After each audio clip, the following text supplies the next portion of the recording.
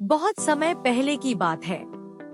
एक घने जंगल में सभी पशु पक्षी आपस में मिलजुल कर रहते थे। लेकिन एक दिन किसी बात को लेकर पशुओं और पक्षियों में विवाद हो गया। बात इतनी बढ़ गई कि दोनों पक्षों ने युद्ध करने का निश्चय कर लिया। पशुओं की सेना का नेतृत्व शेर कर रहा था। उसकी सेना में लोमड़ी, भेड़िया, भालू, खरगोश, जिराफ और कई अन्य जानवर शामिल थे। दूसरी ओर पक्षियों की सेना में चील, गिद्ध, कौवा, कबूतर, मैना, तोता और अन्य पक्षी थे। चमगादड़ बड़ी दुविधा में पड़ गया। वह न पक्षी बन पा रहा था और न ही पशु। पक्षी उसके पास आए और बोले, चमगादड़ भाई, आओ हमारे साथ युद्ध करो। चमगादड़ बोला, मैं कैसे आ सकता हूँ?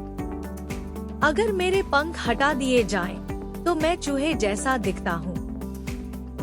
मैं तो पशु हूँ, क्षमा करो।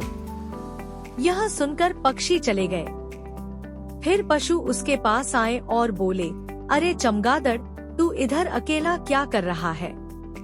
आजा हमारी सेना में शामिल हो जा। चमगादड़ बोला, तुम्हें दिखाई नहीं देता? मेरे पंख हैं, मैं तो पक्षी हूँ। तुम्हारी सेना में कैसे आ सकता हूँ? यह सुनकर पशु भी उसे छोड़कर चले गए। कुछ समय बाद पक्षियों और पशुओं में सुलह हो गई। जंगल में फिर से शांति और आनंद का माहौल बन गया। दोनों ओर खुशी का माहौल था। अब चमगादड़ ने सोचा कि मुझे भी किसी दल में शामिल हो जाना चाहिए। वह पक्षियों के पास गया और बोला, भाइयों, अब तो सब ठीक हो गया है, मुझे अपने दल में शामिल कर लो। पक्षियों ने कहा, तू तो पशु है, तुझे हम अपने दल में नहीं रख सकते। निराश चमगादड़ पशुओं के पास पहुंचा। पशुओं ने भी उसे मना करते हुए कहा, तेरे पंख हैं, तू पक्षी है, तुझे हम अपनी टोली में नहीं ले सकते। चमगादड़ समझ गया कि अवसर पर साथ न देने वाला किसी का मित्र नहीं बन सकता। तब से चमगादड़ अकेला ही रहता है और न पशुओं का मित्र है न पक्षियों का।